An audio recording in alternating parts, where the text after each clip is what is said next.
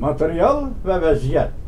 Endi bularni yazmış şekilde silek vermesem hemmisine egellep durup sözlep bir işke qiyin to'xtaydi vatandaş.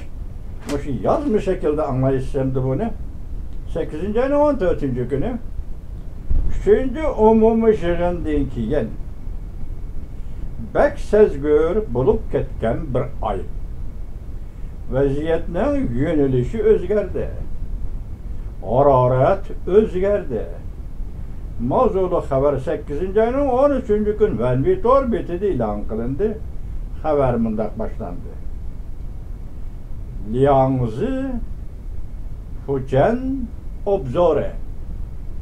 Agar bo'ri keldi deb tovlashning qitim soni ko'paysa, amaliylashmasa, kishilar bo'ri keldi deb tovlagan kishilarni masxara qiladi. Oxiri o'lim beshiga yetib kelganda masxaravozlik bilan mast bo'lgan bu kishilar yanala ha-ha-haning kulka va ajablanishning ichida mast bo'lib turgan bo'ladi. Bu tamsil hozirgacha o'ynalmoqda.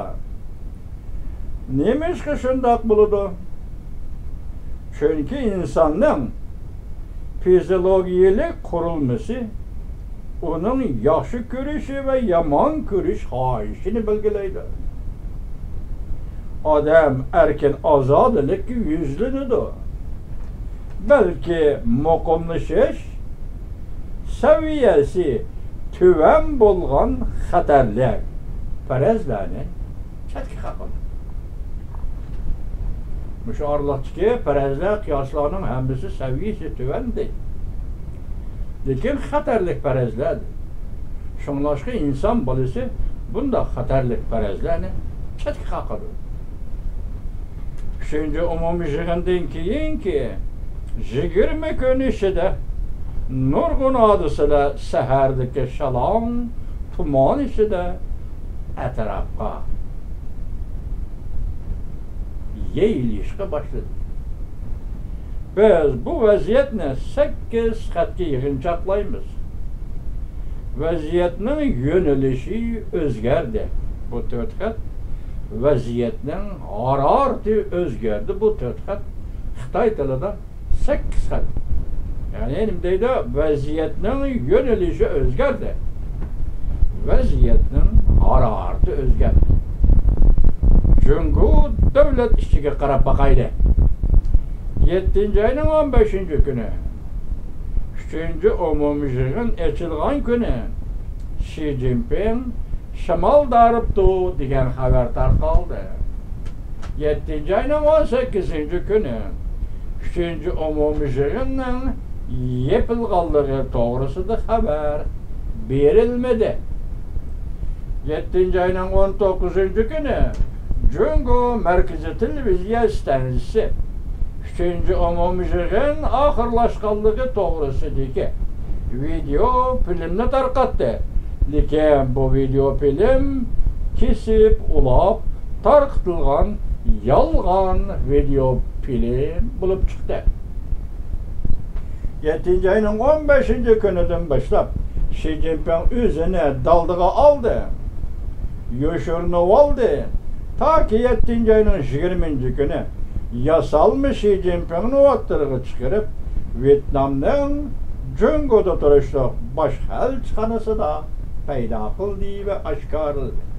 Demak, o kuni Vietnamning bosh elchixonasiga berib Vietnamning boshlig'i qazo qilganligi uchun motam bildirdigan kunda o'ttirg'i chiqqan Xi Jinping o rost Xi Jinping emas, yasab chiqqan Xi Jinping da'vatida vatandosh bo'ladi.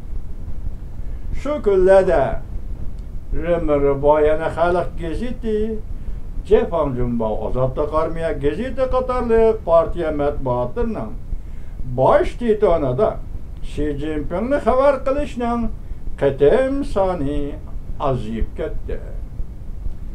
Kollektiv rahbarlikni ta'kidlash dog'dug'i bilan boshlandi. aslida afsun o'qigandek o'qilib turadigan 24 va 42 lik tartib ozayib ketdi. Ya'ni ikkini turg'izish, 4 tartiblik ong formasi, 4 jihatda ishinish, ikkini qo'g'dash. Xitoycha so'z turkumlar ikki xatni bir so'z turkumi desangiz bo'layli birda vatandosh. Siyosatda bundoq hukm, bundoq ismlarni qo'yib olish Xitoy tiliga ajoyib mos keladi. Lekin u hargiz siyosat hisoblanmaydi. 70 yildan beri. Bugungi Kompartiyasining ishlatayotgan so'z siyosiy iboralardan hamma so'z o'ynayotadi. Uni ostirdan qilayotganni reallikda kim sezdi, kim sezmadi? Yani oxiri ishlab chiqadi va bir kuni bu ikkinchi narsa o'tadi. Bugun bu yerda 4 turg'izish, 5 ni aldash, quruq gaplar hammasi. Shunday bo'lsa-mu, bugun endi mushu takrorlaydigan afsun o'qiganda har kuni matbuotda, gazetda, televiziyada tekrarlaydigan mushu so'zda g'oyib bo'ldi dedi. Matbuotda g'oyib bo'ldi dedi. Xi Jinpingning qanoti ostidagi 6 nafar pakar boyliq odam. Yani hozir siyosiy byuroning a'zosi 7 nafar. Buning boshlig'i rais Xi Jinping. Qolgan 6'sı pakar boyliq odam deganda faqat shaklli o'ri turib turadigan odamlar, gap so'zi yo'q, so'zi o'tmaydigan odamlar. Lekin ularning hammasi siyosiy byuroning doimiy a'zolari deb atalgandi. Şun bir yerda buni Xitoy obzorchini deb atdi. 6 nafar pakar boyliq odam. Bu deganlik huquq yo'q odamlar. 6 nafar pakar boyliq odam. Yani siyosiy byuroning a'zolari tuyuqsizlar jimg'or bo'lib oldi. Shu orliqda hech qaysi gap qilmadi. Davlat mahkamasi Jungoning sekretariat partiya markaziy komitetining xalq vakillar qurultayi siyosiy kengash yig'in ochmay, gap qilmay jim turib oldi. So'z fikrmi bayon qilmadi. Hamma to'xtab qoldi. Hamma jimg'ur bo'lib oldi.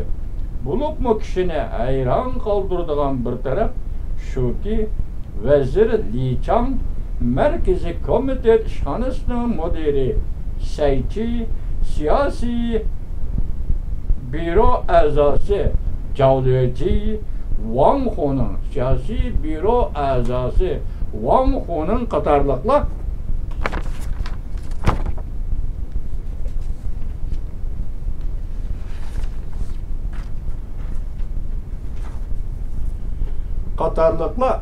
yani bulağa Deng Shishang siyasi qonun komitetinin müdiri Li Shi qatarlıqlarını qo'shganda bu 6 nafar pakar boyliq kishilar 8. ay kirgandan boshlab, diqqat, 8. ay kirgandan boshlab Xi Jinping guruhi bilan birlikda g'oyib bo'ldi. Hozir bizlar sizlarga so'zildik bu jarayonlarni, ham bu jarayonlar ichida Beijingda yuz berayotgan ishlar vatandosh g'oyib bo'ldi. Bunda ahvol intayin xatarlik bo'lib, misli ko'rilmagan bir ish edi. Partiya uchun aytganda, hukumat uchun aytganda, hokimiyat uchun aytganda, armiya uchun aytganda, Jungoda bu Junanxay uchun aytganda misli ko'rilmagan bir, chunki bu intayin xatarlik. Demak, davlat rahbarlari yuqoridagi holatda jim bo'lib oldi. Biz nimada vatandosh esimizda bor. Parallel holatga tushdi. Junanxay dedi. Uning javobi bugun chiqyapti mana vatan. Xi Jinping oila jamiyatining yana bir a'zosi hisoblangan oila jamiyatining siyosiy oila jamiyatining yana bir a'zosi hisoblangan Wang Shaoqong Guyjuga xizmat tekshirishga borganda Xi Jinpingning ismini eg'izg'imi elib qo'ymadi. Biz bu to'g'ri sizlarga maxsus leksiya so'zlagan edik vatandosh. Beijingda kayfiyat jiddiylashdi. Bu Tiananmen maydonining markaziy rayonlari texamu jiddiylashdi. Yerim jiddiy holatga kirdi.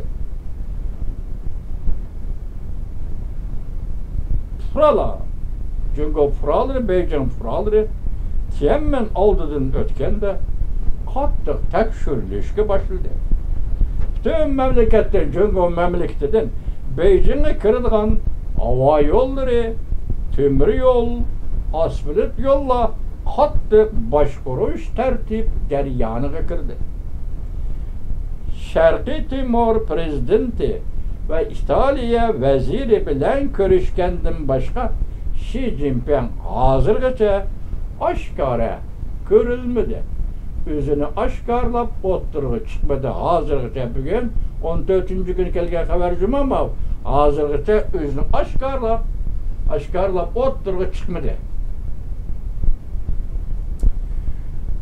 Bazar başqarash, xususiy şirketlerini boğup taşlaş asta boşap ketdi. Cemiyetten ahvalı qaran ha, Cungo cemiyetinin. Bazarı başqarash, xususiy şirketlerini boğup taşlaş asta acizlap ketdi. Toğru betleri de biron çeklengen mezmulla fikirle asta koyubitildi. Cavziyana süratleri tor betleri de peyda buluşka başladı. Bu intayin sezgah, siyaset, signali. Bazılarda Xi Jinping'in süratleri tamdın eli bitildi, tamdın çürüldü. Her xil koça haberleri üsek sözde hep kaçtı gepte tor bettirge koyu bitildi. Endi xalqaro sap turib qaraganda, Cungo'nun muşu vaziyetiga xalqaro jihatdan qaraganda her xil yollar orqali Amerikaga xushomad qilish boshlandi. Cungo Kompartiyasi her xil yollar orqali Amerikaga xushomad qilishga boshladi vatandosh. Cungoluklarning Amerika qarshi pozitsiyasi bo'shab ketdi. Amerika qarshi ovozi tuvallab ketdi. Cungo'nun Avrupa İttifaqı bilan bo'lgan jiddiy munosabatlari pastgoyiga tushdi. Ajdahor masalalik bayonotchilarning og'zi tuvoqlandi, yig'ishtirildi. Rossiyaga yordam berish ciddi tormozlandi. Ko'rdingizmi? Mana ig'ir gap. Endi Rossiyaning alaqasini ko'ryapsizmi? Mana bu şey nima deydi? Rossiyaga yordam berish ciddi tormozlandi. Bo'libmi bank sistemasi, pul muomala sistemasining Rossiya bilan bo'lgan munosabatlari ciddi qisqartirildi. Çünkü Ukrayna bilan bo'lgan munosabatni yaxshiladi. Esimizda bor. Kolba Ukrayna Tashqi ishlar ministri Kolba taklif bilan Beijingni ziyorat qildi. Mushu kunlarda juma Ukrayna bilan Cungo o'rtasida munosabat yaxshilandi. Ukrayna Tashqi ishlar ministri Kolba Beijingni ziyorat qildi. Beijingda Ukrayna China haftaligi tashkillandi. Yaponiya, Koreya bilan bo'lgan jiddiy munosabat pastgoyiga tushdi.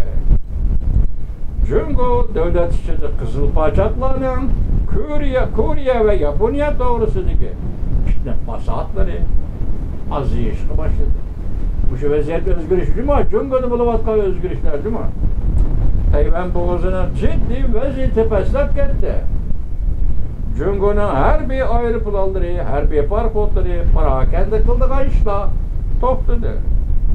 Tahdid xarakterlik manevr qilishlar to'xtadi. Ayva qilib kelishlar to'xtadi. Tayvan bo'g'ozining vaziyati jim bo'lib qoldi. Yevropa bilan savdo urushi qilishlar Cungo o'rtasida to'xtab qoldi. 3.50 xarakterlik embargo qilishlar, masalan Cungo Yevropa İttifaqı amaldorlarini 3.50 xarakterlik embargo qilishlar to'xtab qoldi. Cungo Kompartiyasining dunyoning har qaysi joylarda o't quyruqlik qilishi, butun yer shariga devaylab kengaymichilik qilishi to'xtab qoldi. Butun dunyo tavrash ichida. Bo'libmi 8-oy kirgandan boshlab dunyoning har qaysi joylarida zo'r voqealar yuz berdi. Cungo Tashqi ishlar ministrligi tuyuqsiz demeli işte uğurlaştırdı. Bu tavırda sizler gideceksiniz burada. Vatandaş. Yani bulağa din şeyşan koy. Üzberdi. Çünkü Taşkı İslam Ministrliği tuyuksuz. Cem demeli işte uğurlaştırdı. Hani bunu sizlerge sözlep kılıvatkan vaziyetimiz Cüngünün nöbetki vaziyeti doğrusu çıkarılgan kulası vatandaş. Demek bunun iki cümle bir Cüngü'de bolgan özgürüşler. Taşkı dünya qaratqanda Amerika Qo'shma Shtatlari xushomat qilish musha xatarlik.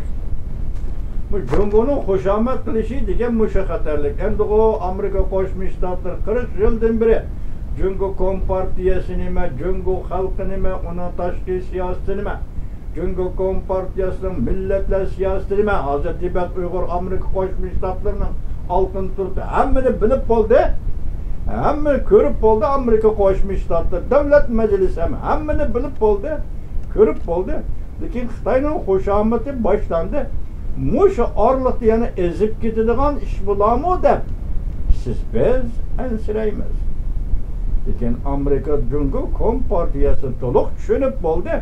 Yana xushomat boshlasa Amerika Qo'shma Shtatlarining davlat rahbarlari yana oldini ketarmi? Deb siz biz ansiraymiz. Hozir Amerika Qo'shma Shtatlarida prezident saylami ketyapti, keskin ketyapti.